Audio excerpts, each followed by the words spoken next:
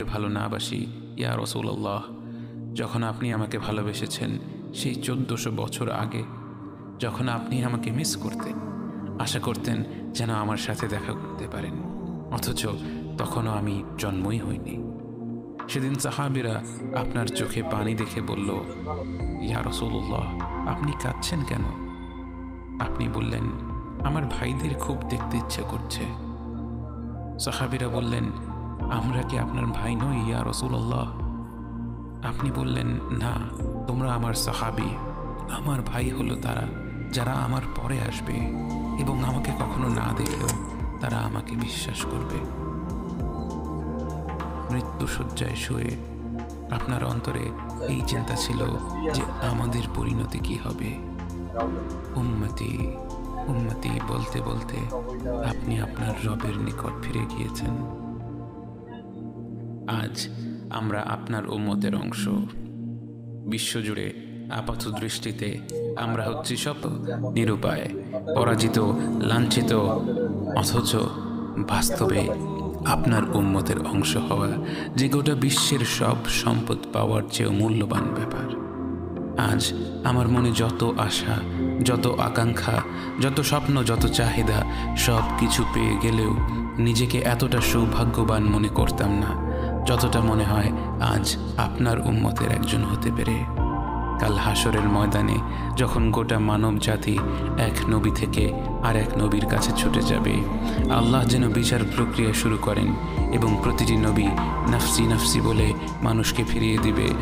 অবশেষে যখন সবাই আপনার সামনে হাজির হবে এবং আপনি গোটা মানব জাতির প্রতিনিধি হয়ে আল্লাহর সামনে সিজদা করবেন, সেদিন আপনার উম্মতের সদস্য হওয়ার পূর্ণাঙ্গ মর্যাদা প্রকাশ পাবে। ইয়া রাসূলুল্লাহ, আপনাকে কেন এত ভালোবাসি তা তো ভাষায় প্রকাশ করা যাবে না। তবে যতটুকু ভালোবাসা আপনার প্রাপ্য ততটুকু তো আপনাকে ভালোবাসতে পারি না। কথায় আপনাকে যতটা ভালোবাসি, কাজে তো তেমন করে ভালোবাসতে পারি না। আপনার সুন্নতের অনুসরণ করি ঠিকই, কিন্তু ভিন্ন মতের অনুসারীদের সাথে ঝগড়া না করে থাকতে পারি না। ইবাদতটা নিয়মিত করতে পারলেও এবাদতে আপনার মতো আন্তরিকতা আনতে পারি না। বাহ্যিক বিষয়ে আপনার অনুসরণ করতে পারলেও চারিত্রিক দিক থেকে তো আপনার কাছ থেকে শিক্ষা নিতে পারি না। মুখে আপনার প্রতি সালাওয়াত পেশ করলেও কাজে কর্মে উম্মতে মুহাম্মদ হিসেবে আপনার সম্মানটা রক্ষা করতে পারি না। রাসূলুল্লাহ, হাবিবুল্লাহ, নবিয়ুল্লাহ, ইয়া মুস্তাফা, আমরা তো আপনার উম্মত হবার যোগ্য নই, কিন্তু আপনার রব তো সবচেয়ে ক্ষমাশীল। তিনি তো আমাদের যা প্রাপ্য তার চেয়ে অনেক বেশি অনুগ্রহ প্রদর্শন করতে সক্ষম। আপনি আমাদের যতটুকু ভালোবেসেছেন তিনি তো আমাদের এর চাইতেও বেশি ভালোবাসেন।